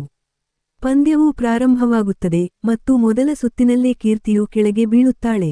ಅವಳು ತನ್ನ ಎದುರಾಳಿಯ ದಾಳಿಯನ್ನು ನಿಭಾಯಿಸಲು ಸಾಧ್ಯವಾಗುವುದಿಲ್ಲ. ಎದುರಾಳಿಯು ವೃತ್ತಿಪರಳಾಗಿದ್ದು, ಅವಳು ತಾಂತ್ರಿಕವಾಗಿ ಉತ್ತಮವಾಗಿರುತ್ತಾಳೆ. ಈ ಸಮಯದಲ್ಲಿ ಪ್ರೇಕ್ಷಕರಲ್ಲಿ ಕೆಲವರು ನಗಲು ಪ್ರಾರಂಭಿಸುತ್ತಾರೆ, ಏನಪ್ಪಾ ಇವಳು ಕುಸ್ತಿಯಾಡೋದು, ಇವಳಿಗೆ ಹೆಂಡತಿ ಮನೆ ಕೆಲಸ ಮಾಡೋದೇ ಸರಿ ಎಂದು ವ್ಯಂಗ್ಯವಾಡುತ್ತಾರೆ. ಆದರೆ ಕೀರ್ತಿಯು ಬಿಟ್ಟುಕೊಡುವವಳಲ್ಲ. ಅವಳು ಎದ್ದುನಿಂತು ಮತ್ತೆ ಹೋರಾಡಲು ಪ್ರಾರಂಭಿಸುತ್ತಾಳೆ. ಈ ಬಾರಿ ಅವಳು ತನ್ನ ಗ್ರಾಮೀಣ ತಂತ್ರಗಳನ್ನು ಬಳಸುತ್ತಾಳೆ. ಮಣ್ಣಿನಲ್ಲಿ ಆಡಿದ ಅನುಭವ, ತೂಕದ ಹೊಂದಾಣಿಕೆ, ಎದುರಾಳಿಯ ದೌರ್ಬಲ್ಯವನ್ನು ಗುರುತಿಸುವುದು. ಅವಳು ನಿಧಾನವಾಗಿ ಅಂಕಗಳನ್ನು ಗಳಿಸಲು ಪ್ರಾರಂಭಿಸುತ್ತಾಳೆ. ಪ್ರತಿಯೊಂದು ಅಂಕದೊಂದಿಗೂ ಪ್ರೇಕ್ಷಕರಲ್ಲಿ ಚಪ್ಪಾಳೆಗಳು ಹೆಚ್ಚಾಗುತ್ತವೆ. ವೀರನು ಅಂಚಿನಲ್ಲಿ ನಿಂತು ಕೂಗುತ್ತಾನೆ, ನೀನು ಗೆಲ್ಲಬಲ್ಲೆ, ನನಗೆ ಗೊತ್ತು. ಅವನ ಈ ಉತ್ಸಾಹವು ಕೀರ್ತಿಗೆ ಹೊಸ ಶಕ್ತಿಯನ್ನು ನೀಡುತ್ತದೆ. ಅವಳು ತನ್ನ ಎದುರಾಳಿಯನ್ನು ಎತ್ತಿ ಎಸೆಯುತ್ತಾಳೆ. ಆ ಕ್ಷಣವೇ ಅವಳು ಪಂದ್ಯವನ್ನು ಗೆಲ್ಲುತ್ತಾಳೆ. ಆದರೆ ಚಿತ್ರವು ಅಲ್ಲಿಗೆ ನಿಲ್ಲುವುದಿಲ್ಲ. ಅಲ್ಲಿ ಇನ್ನೊಂದು ತಿರುವಿದೆ. ಪಂದ್ಯ ಮುಗಿದ ನಂತರ ಕೀರ್ತಿಯ ಎದುರಾಳಿಯು ಅವಳ ಬಳಿಗೆ ಬಂದು ಹೇಳುತ್ತಾಳೆ, ನೀನು ನಿಜವಾಗಿಯೂ ಬಲಿಷ್ಠಳು. ನಾನು ನಿನ್ನನ್ನು ಕಡೆಗಣಿಸಿದ್ದು ತಪ್ಪು. ನನಗೆ ಕ್ಷಮಿಸು. ಇದು ಸ್ಪರ್ಧೆಯನ್ನು ಮೀರಿದ ಗೌರವದ ಸನ್ನಿವೇಶ. ಕ್ರೀಡಾಂಗಣದಲ್ಲಿ ಗೆಲುವು ಮತ್ತು ಸೋಲು ಮುಖ್ಯವಲ್ಲ, ಮಾನವೀಯ ಸಂಬಂಧಗಳು ಮುಖ್ಯ ಎಂಬ ಸಂದೇಶವನ್ನು ಇದು ನೀಡುತ್ತದೆ. ಕೀರ್ತಿಯು ಅವಳನ್ನು ಅಪ್ಪಿಕೊಳ್ಳುತ್ತಾಳೆ. ಎರಡೂ ಕುಸ್ತಿಪಟುಗಳು ಸಮಾನರು ಎಂದು ಭಾವಿಸುತ್ತಾರೆ. ಈ ದೃಶ್ಯವು ತುಂಬಾ ಮಾರ್ಮಿಕವಾಗಿದೆ. ವಿಶೇಷವಾಗಿ ಕೀರ್ತಿಯ ಕಣ್ಣುಗಳಲ್ಲಿ ಬರುವ ಸಂತೋಷ ಮತ್ತು ತೃಪ್ತಿಯನ್ನು ನಾವು ನೋಡಬಹುದು. ನಂತರ ವೀರನು ಕೀರ್ತಿಯ ಬಳಿಗೆ ಬಂದು ಅವಳ ಕೈಯನ್ನು ಹಿಡಿದು ಅವಳಿಗೆ ಹಾರವನ್ನು ಹಾಕುತ್ತಾನೆ. ಅವನು ಅವಳಿಗೆ ಹೇಳುತ್ತಾನೆ, ನೀನು ಇಂದು ಸಮಾಜವನ್ನು ಗೆದ್ದೆ, ನಿನ್ನನ್ನು ನೀನು ಗೆದ್ದೆ ಮತ್ತು ನನ್ನನ್ನೂ ಗೆದ್ದೆ. ನಾನು ನಿನ್ನನ್ನು ಹೆಮ್ಮೆಯಿಂದ ನೋಡುತ್ತೇನೆ. ಇದು ಚಿತ್ರದ ಅತ್ಯಂತ ಮುಖ್ಯವಾದ ಸಂದೇಶ. ವೀರನು ತನ್ನ ಹಮ್ಮನ್ನು ಸಂಪೂರ್ಣವಾಗಿ ತ್ಯಜಿಸಿದ್ದಾನೆ. ಅವನು ತನ್ನ ಹೆಂಡತಿಯ ಗೆಲುವನ್ನು ತನ್ನದೇ ಗೆಲುವಿನಂತೆ ಆಚರಿಸುತ್ತಾನೆ. ಇಬ್ಬರೂ ಒಟ್ಟಿಗೆ ನಿಂತು ಪ್ರೇಕ್ಷಕರಿಗೆ ನಮಸ್ಕರಿಸುತ್ತಾರೆ. ಇಡೀ ಗ್ರಾಮವು ಚಪ್ಪಾಳೆಯಲ್ಲಿ ಮುಳುಗುತ್ತದೆ. ಇಲ್ಲಿ ಚಿತ್ರವು ಒಂದು ಸುಂದರವಾದ ಸಾಮ್ಯತೆಯನ್ನು ನೀಡುತ್ತದೆ. ಕೀರ್ತಿಯು ಪಂದ್ಯವನ್ನು ಗೆಲ್ಲುವುದು ಕೇವಲ ಒಂದು ಕ್ರೀಡಾ ವಿಜಯವಲ್ಲ, ಅದು ಸಮಾಜದಲ್ಲಿ ಮಹಿಳೆಯರ ಹಕ್ಕುಗಳಿಗಾಗಿ ಹೋರಾಟದ ವಿಜಯ. ಅವಳ ಪ್ರತಿಯೊಂದು ಚಲನೆಯು ಸಮಾಜದ ಪ್ರತಿಯೊಂದು ಅವಮಾನವನ್ನು ಎದುರಿಸುವುದು. ಅವಳ ಪ್ರತಿಯೊಂದು ಅಂಕವು ಮಹಿಳೆಯರ ಪ್ರತಿಯೊಂದು ಸಾಧನೆಯನ್ನು ಪ್ರತಿನಿಧಿಸುತ್ತದೆ. ಮತ್ತು ಅವಳ ಅಂತಿಮ ಗೆಲುವು ಎಲ್ಲಾ ಮಹಿಳೆಯರ ಗೆಲುವಾಗಿದೆ.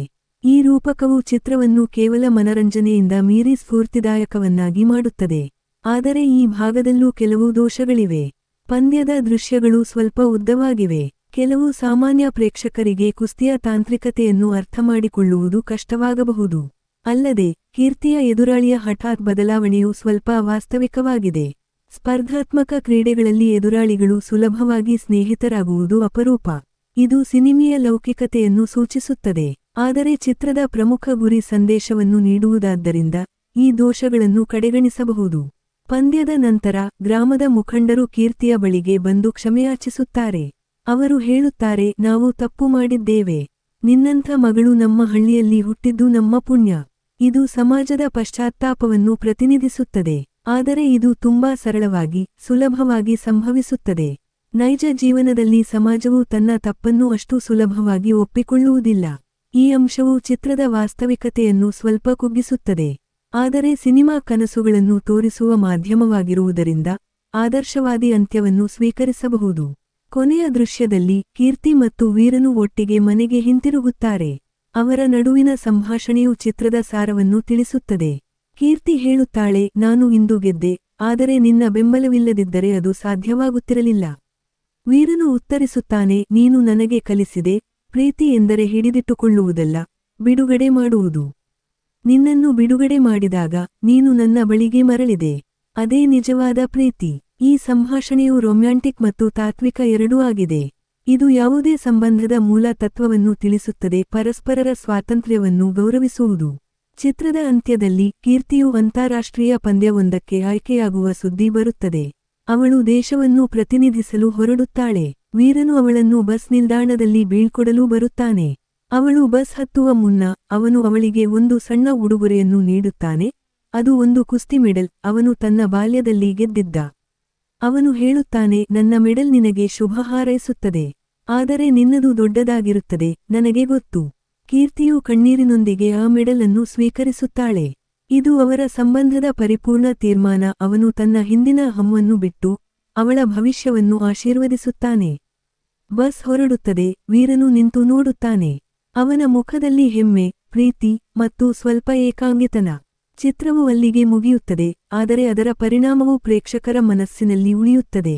ಕೀರ್ತಿ ಮತ್ತು ವೀರರ ಕಥೆಯು ಮುಗಿದರೂ ಅವರ ಪ್ರಯಾಣವು ಅನೇಕರಿಗೆ ಸ್ಫೂರ್ತಿಯಾಗುವುದು ಖಚಿತ.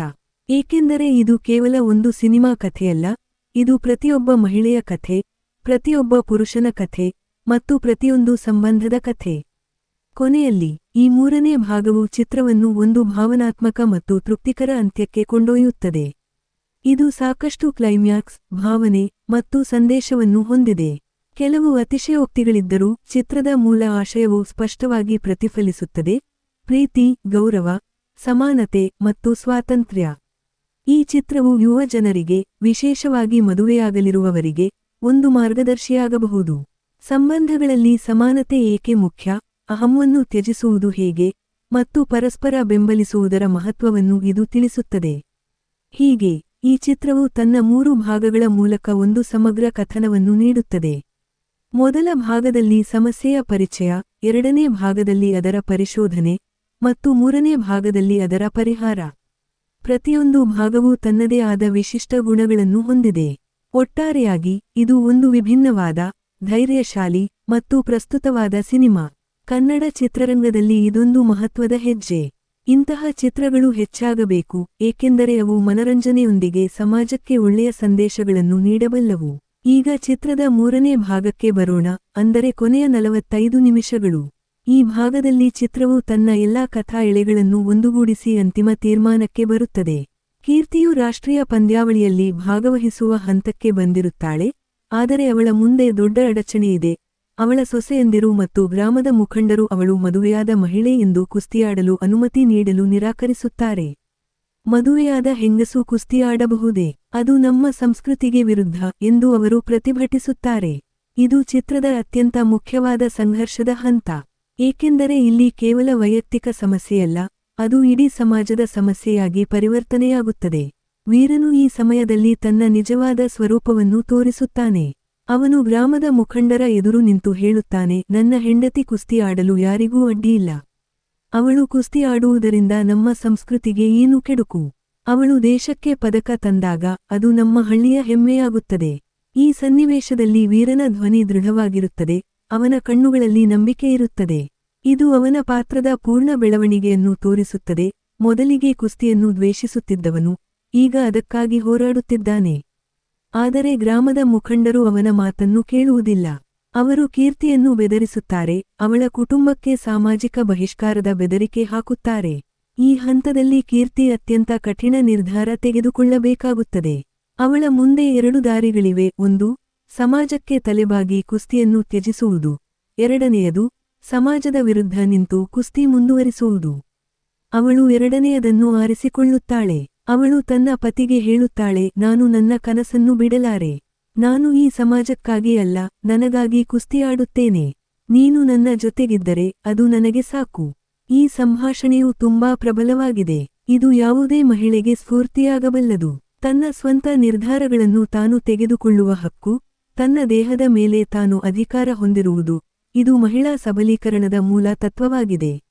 ಆದರೆ ಚಿತ್ರವು ಇಲ್ಲಿ ಒಂದು ಸೂಕ್ಷ್ಮವಾದ ಅಂಶವನ್ನು ತೋರಿಸುತ್ತದೆ: ಕೀರ್ತಿಗೆ ಅವಳ ಸ್ವಂತ ಕುಟುಂಬದಿಂದಲೂ ವಿರೋಧ ಬರುತ್ತದೆ.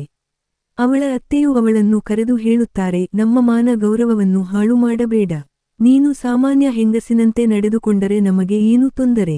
ಇದು ಸಮಾಜದಲ್ಲಿ ಅಳವಡಿಸಲ್ಪಟ್ಟ ಮಹಿಳೆಯರ ಮನೋಭಾವವನ್ನು ಪ್ರತಿನಿಧಿಸುತ್ತದೆ. ಅವರು ಸ್ವತಃ ಪಿತೃಪ್ರಭುತ್ವದ ಬಲಿಪಶುಗಳಾಗಿದ್ದರೂ ಅವರೇ ಅದನ್ನು ಮುಂದುವರೆಸುತ್ತಾರೆ. ಅತ್ತೆಯ ಈ ಮಾತುಗಳು ಕೀರ್ತಿಗೆ ತುಂಬಾ ನೋವುಂಟು ಮಾಡುತ್ತವೆ, ಆದರೆ ಅವಳು ದೃಢವಾಗಿರುತ್ತಾಳೆ. ಅವಳು ಅತ್ತೆಗೆ ಹೇಳುತ್ತಾಳೆ, ನಿಮ್ಮ ಗೌರವವು ನನ್ನ ಕುಸ್ತಿಯಲ್ಲಿದೆ, ನನ್ನ ಸೀರೆಯಲ್ಲಿಲ್ಲ. ನಾನು ಪದಕ ಗೆದ್ದಾಗ ಎಲ್ಲರೂ ನಿಮ್ಮನ್ನು ಪದಕ ವಿಜೇತೆಯ ಅತ್ತೆ ಎಂದು ಕರೆಯುತ್ತಾರೆ. ಇದು ಚಿತ್ರದ ಅತ್ಯಂತ ಪ್ರಭಾವಶಾಲಿ ಸಂವಾದಗಳಲ್ಲಿ ಒಂದು. ಸಾಮಾನ್ಯವಾಗಿ ನಮ್ಮ ಸಮಾಜದಲ್ಲಿ ಮಹಿಳೆಯರ ಗೌರವವು ಅವರು ಏನು ಧರಿಸುತ್ತಾರೆ, ಹೇಗೆ ನಡೆದುಕೊಳ್ಳುತ್ತಾರೆ ಎಂಬುದರ ಮೇಲೆ ಅಳೆಯಲಾಗುತ್ತದೆ. ಆದರೆ ಇಲ್ಲಿ ಕೀರ್ತಿಯು ಆ ಪರಿಕಲ್ಪನೆಯನ್ನು ತಿರುಚುತ್ತಾಳೆ, ನಿಜವಾದ ಗೌರವವು ಸಾಧನೆಯಲ್ಲಿದೆ, ಬಾಹ್ಯಾಚಾರದಲ್ಲಿಲ್ಲ. ಈ ಸಂದೇಶವು ಎಷ್ಟು ಪ್ರಬಲವಾಗಿದೆ ಎಂದರೆ ಅತ್ತೆಯೂ ಸ್ವಲ್ಪ ಮಟ್ಟಿಗೆ ಪ್ರಭಾವಿತರಾಗುತ್ತಾರೆ. ಆದರೆ ಅವರ ಸಂಪೂರ್ಣ ಬದಲಾವಣೆಯು ಕೊನೆಯವರೆಗೂ ಆಗುವುದಿಲ್ಲ. ಇದು ಚಿತ್ರದ ವಾಸ್ತವಿಕತೆಯನ್ನು ತೋರಿಸುತ್ತದೆ. ಸಮಾಜದಲ್ಲಿ ಬದಲಾವಣೆಗಳು ಹಠಾತ್ ಆಗುವುದಿಲ್ಲ, ಅವು ನಿಧಾನವಾಗಿ ಆಗುತ್ತವೆ. ಈ ಮಧ್ಯದಲ್ಲಿ ವೀರನ ತಂದೆಯ ಪಾತ್ರವು ಪ್ರಮುಖವಾಗುತ್ತದೆ. ಅವರು ತಮ್ಮ ಮಗನಿಗೆ ಹೇಳುತ್ತಾರೆ, ನಾನು ನಿಮ್ಮ ತಾಯಿಗೆ ಎಂದಿಗೂ ಸ್ವಾತಂತ್ರ್ಯ ಕೊಟ್ಟಿಲ್ಲ. ಅದು ನನ್ನ ತಪ್ಪು. ನೀನು ಅದನ್ನು ಪುನರಾವರ್ತಿಸಬೇಡ. ನಿನ್ನ ಹೆಂಡತಿಗೆ ಅವಳ ಕನಸನ್ನು ಬೆನ್ನಟ್ಟಲು ಬಿಡು. ಈ ಸ್ವೀಕಾರವು ಅನಿರೀಕ್ಷಿತವಾಗಿ ಬರುತ್ತದೆ. ಹಿರಿಯ ಪೀಳಿಗೆಯವರು ತಮ್ಮ ತಪ್ಪುಗಳನ್ನು ಒಪ್ಪಿಕೊಳ್ಳುವುದು ಅಪರೂಪ. ಆದರೆ ಇಲ್ಲಿ ಚಿತ್ರವು ಆ ಸಾಧ್ಯತೆಯನ್ನು ತೋರಿಸುತ್ತದೆ.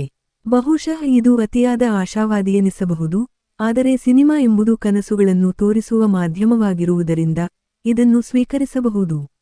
ನಂತರದ ದೃಶ್ಯದಲ್ಲಿ ಕೀರ್ತಿ ತನ್ನ ತರಬೇತಿಗೆ ಮರಳುತ್ತಾಳೆ. ಆದರೆ ಈ ಬಾರಿ ಅವಳ ಜೊತೆಗೆ ವೀರನೂ ಇರುತ್ತಾನೆ. ಅವನು ಅವಳ ತರಬೇತುದಾರನಂತೆ ವರ್ತಿಸುತ್ತಾನೆ, ತೂಕ ಎತ್ತಲು ಸಹಾಯ, ಸರಿಯಾದ ಆಹಾರ, ಮಾನಸಿಕ ಬಲವರ್ಧನೆ. ಇಬ್ಬರೂ ಒಟ್ಟಿಗೆ ಕೆಲಸ ಮಾಡುವ ದೃಶ್ಯಗಳು ಸುಂದರವಾಗಿವೆ. ಅವರ ನಡುವಿನ ಭಾಷೆಯು ಇನ್ನು ಮುಂದೆ ಆಜ್ಞೆ ಮತ್ತು ವಿಧೇಯತೆಯದ್ದಲ್ಲ, ಬದಲಿಗೆ ಸಹಕಾರ ಮತ್ತು ತಂಡದ ಕೆಲಸದ್ದು. ವೀರನು ಕೀರ್ತಿಗೆ ಹೇಳುತ್ತಾನೆ, ನೀನು ಪಂದ್ಯದಲ್ಲಿ ಸೋತರೂ ನಾನು ನಿನ್ನನ್ನು ಪ್ರೀತಿಸುತ್ತೇನೆ. ಆದರೆ ನೀನು ಗೆಲ್ಲುತ್ತೀಯ ಎಂದು ನನಗೆ ಖಚಿತವಿದೆ. ಈ ಮಾತುಗಳು ಕೀರ್ತಿಗೆ ಬಹಳ ದೊಡ್ಡ ಪ್ರೋತ್ಸಾಹ ನೀಡುತ್ತವೆ. ಕೀರ್ತಿಯ ಪ್ರತಿಸ್ಪರ್ಧಿಯ ಪಾತ್ರವು ಇಲ್ಲಿ ಪರಿಚಯವಾಗುತ್ತದೆ. ಅವಳು ಹೆಸರಾಂತ ಕುಸ್ತಿಪಟು, ವೃತ್ತಿಪರ ತರಬೇತಿ ಪಡೆದವಳು, ಅಂತಾರಾಷ್ಟ್ರೀಯ ಪಂದ್ಯಗಳಲ್ಲಿ ಭಾಗವಹಿಸಿದವಳು. ಅವಳು ಕೀರ್ತಿಯನ್ನು ಕಡೆಗಣಿಸುತ್ತಾಳೆ, ಗ್ರಾಮದ ಹುಡುಗಿ, ಮದುವೆಯಾದ ಹೆಂಗಸು, ನನಗೆ ಸರಿಸಮಾನಳೆ ಎಂದು ವ್ಯಂಗ್ಯವಾಗಿ ನಗುತ್ತಾಳೆ. ಇದು ಕೀರ್ತಿಯ ಆತ್ಮವಿಶ್ವಾಸವನ್ನು ಕುಗ್ಗಿಸಲು ಪ್ರಯತ್ನಿಸುತ್ತದೆ. ಆದರೆ ಕೀರ್ತಿ ಅದಕ್ಕೆ ಉತ್ತರಿಸುತ್ತಾಳೆ, ನಾನು ಗ್ರಾಮದ ಹುಡುಗಿಯೇ, ನಾನು ಮದುವೆಯಾದ ಹೆಂಗಸೆ, ಆದರೆ ಇದು ನನ್ನ ಬಲವೇ ಹೊರತು ದೌರ್ಬಲ್ಯವಲ್ಲ. ಈ ಸಂಭಾಷಣೆಯು ಚಿತ್ರದ ಪ್ರಮುಖ ತಿರುವುಗಳಲ್ಲಿ ಒಂದಾಗಿದೆ. ಸಮಾಜವು ಕೀಳಾಗಿ ನೋಡುವ ಅಂಶಗಳನ್ನು ಅವಳು ತನ್ನ ಶಕ್ತಿಯಾಗಿ ಪರಿವರ್ತಿಸುತ್ತಾಳೆ. ಪಂದ್ಯದ ದಿನ ಬರುತ್ತದೆ. ಇಡೀ ಗ್ರಾಮವು ಕ್ರೀಡಾಂಗಣದಲ್ಲಿ ಸೇರುತ್ತದೆ. ಸಾಮಾನ್ಯವಾಗಿ ಕುಸ್ತಿ ಪಂದ್ಯಗಳಿಗೆ ಹೆಚ್ಚು ಪ್ರೇಕ್ಷಕರು ಬರುವುದಿಲ್ಲ, ಆದರೆ ಇಲ್ಲಿ ಇಡೀ ಹಳ್ಳಿಯೇ ಬಂದಿರುತ್ತದೆ. ಅವರಲ್ಲಿ ಕೆಲವರು ಕೀರ್ತಿಯನ್ನು ಅಪಹಾಸ್ಯ ಮಾಡಲು ಬಂದವರು, ಕೆಲವರು ಅವಳನ್ನು ಬೆಂಬಲಿಸಲು ಬಂದವರು, ಹಲವರು ಕೇವಲ ಕುತೂಹಲಕ್ಕಾಗಿ ಬಂದವರು. ಪಂದ್ಯವು ಪ್ರಾರಂಭವಾಗುತ್ತದೆ ಮತ್ತು ಮೊದಲ ಸುತ್ತಿನಲ್ಲೇ ಕೀರ್ತಿಯು ಕೆಳಗೆ ಬೀಳುತ್ತಾಳೆ. ಅವಳು ತನ್ನ ಎದುರಾಳಿಯ ದಾಳಿಯನ್ನು ನಿಭಾಯಿಸಲು ಸಾಧ್ಯವಾಗುವುದಿಲ್ಲ. ಎದುರಾಳಿಯು ವೃತ್ತಿಪರಳಾಗಿದ್ದು, ಅವಳು ತಾಂತ್ರಿಕವಾಗಿ ಉತ್ತಮವಾಗಿರುತ್ತಾಳೆ. ಈ ಸಮಯದಲ್ಲಿ ಪ್ರೇಕ್ಷಕರಲ್ಲಿ ಕೆಲವರು ನಗಲು ಪ್ರಾರಂಭಿಸುತ್ತಾರೆ, ಏನಪ್ಪಾ ಇವಳು ಕುಸ್ತಿಯಾಡೋದು, ಇವಳಿಗೆ ಹೆಂಡತಿ ಮನೆ ಕೆಲಸ ಮಾಡೋದೇ ಸರಿ ಎಂದು ವ್ಯಂಗ್ಯವಾಡುತ್ತಾರೆ. ಆದರೆ ಕೀರ್ತಿಯು ಬಿಟ್ಟುಕೊಡುವವಳಲ್ಲ. ಅವಳು ಎದ್ದುನಿಂತು ಮತ್ತೆ ಹೋರಾಡಲು ಪ್ರಾರಂಭಿಸುತ್ತಾಳೆ. ಈ ಬಾರಿ ಅವಳು ತನ್ನ ಗ್ರಾಮೀಣ ತಂತ್ರಗಳನ್ನು ಬಳಸುತ್ತಾಳೆ, ಮಣ್ಣಿನಲ್ಲಿ ಆಡಿದ ಅನುಭವ, ತೂಕದ ಹೊಂದಾಣಿಕೆ, ಎದುರಾಳಿಯ ದೌರ್ಬಲ್ಯವನ್ನು ಗುರುತಿಸುವುದು. ಅವಳು ನಿಧಾನವಾಗಿ ಅಂಕಗಳನ್ನು ಗಳಿಸಲು ಪ್ರಾರಂಭಿಸುತ್ತಾಳೆ. ಪ್ರತಿಯೊಂದು ಅಂಕದೊಂದಿಗೂ ಪ್ರೇಕ್ಷಕರಲ್ಲಿ ಚಪ್ಪಾಳೆಗಳು ಹೆಚ್ಚಾಗುತ್ತವೆ. ವೀರನು ಅಂಚಿನಲ್ಲಿ ನಿಂತು ಕೂಗುತ್ತಾನೆ, ನೀನು ಗೆಲ್ಲಬಲ್ಲೆ, ನನಗೆ ಗೊತ್ತು. ಅವನ ಈ ಉತ್ಸಾಹವು ಕೀರ್ತಿಗೆ ಹೊಸ ಶಕ್ತಿಯನ್ನು ನೀಡುತ್ತದೆ. ಅವಳು ತನ್ನ ಎದುರಾಳಿಯನ್ನು ಎತ್ತಿ ಎಸೆಯುತ್ತಾಳೆ. ಆ ಕ್ಷಣವೇ ಅವಳು ಪಂದ್ಯವನ್ನು ಗೆಲ್ಲುತ್ತಾಳೆ. ಆದರೆ ಚಿತ್ರವು ಅಲ್ಲಿಗೆ ನಿಲ್ಲುವುದಿಲ್ಲ. ಅಲ್ಲಿ ಇನ್ನೊಂದು ತಿರುವಿದೆ. ಪಂದ್ಯ ಮುಗಿದ ನಂತರ ಕೀರ್ತಿಯ ಎದುರಾಳಿಯು ಅವಳ ಬಳಿಗೆ ಬಂದು ಹೇಳುತ್ತಾಳೆ, ನೀನು ನಿಜವಾಗಿಯೂ ಬಲಿಷ್ಠಳು. ನಾನು ನಿನ್ನನ್ನು ಕಡೆಗಣಿಸಿದ್ದು ತಪ್ಪು. ನನಗೆ ಕ್ಷಮಿಸು. ಇದು ಸ್ಪರ್ಧೆಯನ್ನು ಮೀರಿದ ಗೌರವದ ಸನ್ನಿವೇಶ. ಕ್ರೀಡಾಂಗಣದಲ್ಲಿ ಗೆಲುವು ಮತ್ತು ಸೋಲು ಮುಖ್ಯವಲ್ಲ, ಮಾನವೀಯ ಸಂಬಂಧಗಳು ಮುಖ್ಯ ಎಂಬ ಸಂದೇಶವನ್ನು ಇದು ನೀಡುತ್ತದೆ. ಕೀರ್ತಿಯು ಅವಳನ್ನು ಅಪ್ಪಿಕೊಳ್ಳುತ್ತಾಳೆ, ಎರಡೂ ಕುಸ್ತಿಪಟುಗಳು ಸಮಾನರು ಎಂದು ಭಾವಿಸುತ್ತಾರೆ. ಈ ದೃಶ್ಯವು ತುಂಬಾ ಮಾರ್ಮಿಕವಾಗಿದೆ, ವಿಶೇಷವಾಗಿ ಕೀರ್ತಿಯ ಕಣ್ಣುಗಳಲ್ಲಿ ಬರುವ ಸಂತೋಷ ಮತ್ತು ತೃಪ್ತಿಯನ್ನು ನಾವು ನೋಡಬಹುದು. ನಂತರ ವೀರನು ಕೀರ್ತಿಯ ಬಳಿಗೆ ಬಂದು, ಅವಳ ಕೈಯನ್ನು ಹಿಡಿದು, ಅವಳಿಗೆ ಹಾರವನ್ನು ಹಾಕುತ್ತಾನೆ. ಅವನು ಅವಳಿಗೆ ಹೇಳುತ್ತಾನೆ, ನೀನು ಇಂದು ಸಮಾಜವನ್ನು ಗೆದ್ದೆ, ನಿನ್ನನ್ನು ನೀನು ಗೆದ್ದೆ ಮತ್ತು ನನ್ನನ್ನೂ ಗೆದ್ದೆ. ನಾನು ನಿನ್ನನ್ನು ಹೆಮ್ಮೆಯಿಂದ ನೋಡುತ್ತೇನೆ. ಇದು ಚಿತ್ರದ ಅತ್ಯಂತ ಮುಖ್ಯವಾದ ಸಂದೇಶ. ವೀರನು ತನ್ನ ಹಮ್ಮನ್ನು ಸಂಪೂರ್ಣವಾಗಿ ತ್ಯಜಿಸಿದ್ದಾನೆ. ಅವನು ತನ್ನ ಹೆಂಡತಿಯ ಗೆಲುವನ್ನು ತನ್ನದೇ ಗೆಲುವಿನಂತೆ ಆಚರಿಸುತ್ತಾನೆ. ಇಬ್ಬರೂ ಒಟ್ಟಿಗೆ ನಿಂತು ಪ್ರೇಕ್ಷಕರಿಗೆ ನಮಸ್ಕರಿಸುತ್ತಾರೆ. ಇಡೀ ಗ್ರಾಮವು ಚಪ್ಪಾಳೆಯಲ್ಲಿ ಮುಳುಗುತ್ತದೆ. ಇಲ್ಲಿ ಚಿತ್ರವು ಒಂದು ಸುಂದರವಾದ ಸಾಮ್ಯತೆಯನ್ನು ನೀಡುತ್ತದೆ. ಕೀರ್ತಿಯು ಪಂದ್ಯವನ್ನು ಗೆಲ್ಲುವುದು ಕೇವಲ ಒಂದು ಕ್ರೀಡಾ ವಿಜಯವಲ್ಲ, ಅದು ಸಮಾಜದಲ್ಲಿ ಮಹಿಳೆಯರ ಹಕ್ಕುಗಳಿಗಾಗಿ ಹೋರಾಟದ ವಿಜಯ. ಅವಳ ಪ್ರತಿಯೊಂದು ಚಲನೆಯು ಸಮಾಜದ ಪ್ರತಿಯೊಂದು ಅವಮಾನವನ್ನು ಎದುರಿಸುವುದು. ಅವಳ ಪ್ರತಿಯೊಂದು ಅಂಕವು ಮಹಿಳೆಯರ ಪ್ರತಿಯೊಂದು ಸಾಧನೆಯನ್ನು ಪ್ರತಿನಿಧಿಸುತ್ತದೆ. ಮತ್ತು ಅವಳ ಅಂತಿಮ ಗೆಲುವು ಎಲ್ಲಾ ಮಹಿಳೆಯರ ಗೆಲುವಾಗಿದೆ. ಈ ರೂಪಕವು ಚಿತ್ರವನ್ನು ಕೇವಲ ಮನರಂಜನೆಯಿಂದ ಮೀರಿ ಸ್ಫೂರ್ತಿದಾಯಕವನ್ನಾಗಿ ಮಾಡುತ್ತದೆ. ಆದರೆ ಈ ಭಾಗದಲ್ಲೂ ಕೆಲವು ದೋಷಗಳಿವೆ. ಪಂದ್ಯದ ದೃಶ್ಯಗಳು ಸ್ವಲ್ಪ ಉದ್ದವಾಗಿವೆ. ಕೆಲವು ಸಾಮಾನ್ಯ ಪ್ರೇಕ್ಷಕರಿಗೆ ಕುಸ್ತಿಯ ತಾಂತ್ರಿಕತೆಯನ್ನು ಅರ್ಥಮಾಡಿಕೊಳ್ಳುವುದು ಕಷ್ಟವಾಗಬಹುದು. ಅಲ್ಲದೆ ಕೀರ್ತಿಯ ಎದುರಾಳಿಯ ಹಠಾತ್ ಬದಲಾವಣೆಯು ಸ್ವಲ್ಪ ವಾಸ್ತವಿಕವಾಗಿದೆ. ಸ್ಪರ್ಧಾತ್ಮಕ ಕ್ರೀಡೆಗಳಲ್ಲಿ ಎದುರಾಳಿಗಳು ಸುಲಭವಾಗಿ ಸ್ನೇಹಿತರಾಗುವುದು ಅಪರೂಪ. ಇದು ಸಿನಿಮೀಯ ಲೌಕಿಕತೆಯನ್ನು ಸೂಚಿಸುತ್ತದೆ. ಆದರೆ ಚಿತ್ರದ ಪ್ರಮುಖ ಗುರಿ ಸಂದೇಶವನ್ನು ನೀಡುವುದಾದ್ದರಿಂದ ಈ ದೋಷಗಳನ್ನು ಕಡೆಗಣಿಸಬಹುದು. ಪಂದ್ಯದ ನಂತರ ಗ್ರಾಮದ ಮುಖಂಡರು ಕೀರ್ತಿಯ ಬಳಿಗೆ ಬಂದು ಕ್ಷಮೆಯಾಚಿಸುತ್ತಾರೆ. ಅವರು ಹೇಳುತ್ತಾರೆ, ನಾವು ತಪ್ಪು ಮಾಡಿದ್ದೇವೆ. ನಿನ್ನಂಥ ಮಗಳು ನಮ್ಮ ಹಳ್ಳಿಯಲ್ಲಿ ಹುಟ್ಟಿದ್ದು ನಮ್ಮ ಪುಣ್ಯ. ಇದು ಸಮಾಜದ ಪಶ್ಚಾತ್ತಾಪವನ್ನು ಪ್ರತಿನಿಧಿಸುತ್ತದೆ.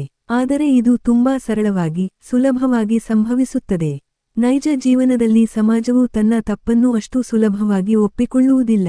ಈ ಅಂಶವು ಚಿತ್ರದ ವಾಸ್ತವಿಕತೆಯನ್ನು ಸ್ವಲ್ಪ ಕುಗ್ಗಿಸುತ್ತದೆ. ಆದರೆ ಸಿನಿಮಾ ಕನಸುಗಳನ್ನು ತೋರಿಸುವ ಮಾಧ್ಯಮವಾಗಿರುವುದರಿಂದ ಆದರ್ಶವಾದಿ ಅಂತ್ಯವನ್ನು ಸ್ವೀಕರಿಸಬಹುದು. ಕೊನೆಯ ದೃಶ್ಯದಲ್ಲಿ ಕೀರ್ತಿ ಮತ್ತು ವೀರನು ಒಟ್ಟಿಗೆ ಮನೆಗೆ ಹಿಂತಿರುಗುತ್ತಾರೆ. ಅವರ ನಡುವಿನ ಸಂಭಾಷಣೆಯು ಚಿತ್ರದ ಸಾರವನ್ನು ತಿಳಿಸುತ್ತದೆ. ಕೀರ್ತಿ ಹೇಳುತ್ತಾಳೆ, ನಾನು ಇಂದು ಗೆದ್ದೆ, ಆದರೆ ನಿನ್ನ ಬೆಂಬಲವಿಲ್ಲದಿದ್ದರೆ ಅದು ಸಾಧ್ಯವಾಗುತ್ತಿರಲಿಲ್ಲ. ವೀರನು ಉತ್ತರಿಸುತ್ತಾನೆ, ನೀನು ನನಗೆ ಕಲಿಸಿದೆ, ಪ್ರೀತಿ ಎಂದರೆ ಹಿಡಿದಿಟ್ಟುಕೊಳ್ಳುವುದಲ್ಲ, ಬಿಡುಗಡೆ ಮಾಡುವುದು. ನಿನ್ನನ್ನು ಬಿಡುಗಡೆ ಮಾಡಿದಾಗ ನೀನು ನನ್ನ ಬಳಿಗೆ ಮರಳಿದೆ. ಅದೇ ನಿಜವಾದ ಪ್ರೀತಿ. ಈ ಸಂಭಾಷಣೆಯು ರೊಮ್ಯಾಂಟಿಕ್ ಮತ್ತು ತಾತ್ವಿಕ ಎರಡೂ ಆಗಿದೆ. ಇದು ಯಾವುದೇ ಸಂಬಂಧದ ಮೂಲ ತತ್ವವನ್ನು ತಿಳಿಸುತ್ತದೆ, ಪರಸ್ಪರರ ಸ್ವಾತಂತ್ರ್ಯವನ್ನು ಗೌರವಿಸುವುದು.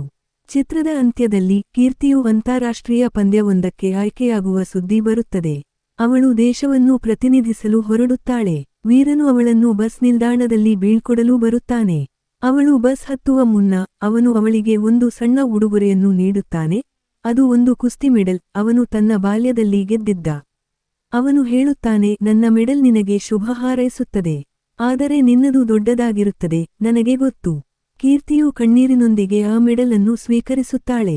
ಇದು ಅವರ ಸಂಬಂಧದ ಪರಿಪೂರ್ಣ ತೀರ್ಮಾನ. ಅವನು ತನ್ನ ಹಿಂದಿನ ಹಮ್ಮನ್ನು ಬಿಟ್ಟು ಅವಳ ಭವಿಷ್ಯವನ್ನು ಆಶೀರ್ವದಿಸುತ್ತಾನೆ. ಬಸ್ ಹೊರಡುತ್ತದೆ. ವೀರನು ನಿಂತು ನೋಡುತ್ತಾನೆ. ಅವನ ಮುಖದಲ್ಲಿ ಹೆಮ್ಮೆ, ಪ್ರೀತಿ ಮತ್ತು ಸ್ವಲ್ಪ ಏಕಾಂಗಿತನ. ಚಿತ್ರವು ಅಲ್ಲಿಗೆ ಮುಗಿಯುತ್ತದೆ, ಆದರೆ ಅದರ ಪರಿಣಾಮವು ಪ್ರೇಕ್ಷಕರ ಮನಸ್ಸಿನಲ್ಲಿ ಉಳಿಯುತ್ತದೆ. ಕೀರ್ತಿ ಮತ್ತು ವೀರರ ಕಥೆಯು ಮುಗಿದರೂ ಅವರ ಪ್ರಯಾಣವು ಅನೇಕರಿಗೆ ಸ್ಫೂರ್ತಿಯಾಗುವುದು ಖಚಿತ. ಏಕೆಂದರೆ ಇದು ಕೇವಲ ಒಂದು ಸಿನಿಮಾ ಕಥೆಯಲ್ಲ, ಇದು ಪ್ರತಿಯೊಬ್ಬ ಮಹಿಳೆಯ ಕಥೆ, ಪ್ರತಿಯೊಬ್ಬ ಪುರುಷನ ಕಥೆ ಮತ್ತು ಪ್ರತಿಯೊಂದು ಸಂಬಂಧದ ಕಥೆ. ಕೊನೆಯಲ್ಲಿ ಈ ಮೂರನೇ ಭಾಗವು ಚಿತ್ರವನ್ನು ಒಂದು ಭಾವನಾತ್ಮಕ ಮತ್ತು ತೃಪ್ತಿಕರ ಅಂತ್ಯಕ್ಕೆ ಕೊಂಡೊಯ್ಯುತ್ತದೆ. ಇದು ಸಾಕಷ್ಟು ಕ್ಲೈಮ್ಯಾಕ್ಸ್, ಭಾವನೆ ಮತ್ತು ಸಂದೇಶವನ್ನು ಹೊಂದಿದೆ. ಕೆಲವು ಅತಿಶಯೋಕ್ತಿಗಳಿದ್ದರೂ ಚಿತ್ರದ ಮೂಲ ಆಶಯವು ಸ್ಪಷ್ಟವಾಗಿ ಪ್ರತಿಫಲಿಸುತ್ತದೆ: ಪ್ರೀತಿ, ಗೌರವ, ಸಮಾನತೆ ಮತ್ತು ಸ್ವಾತಂತ್ರ್ಯ. ಈ ಚಿತ್ರವು ಯುವ ಜನರಿಗೆ, ವಿಶೇಷವಾಗಿ ಮದುವೆಯಾಗಲಿರುವವರಿಗೆ, ಒಂದು ಮಾರ್ಗದರ್ಶಿಯಾಗಬಹುದು. ಸಂಬಂಧಗಳಲ್ಲಿ ಸಮಾನತೆ ಏಕೆ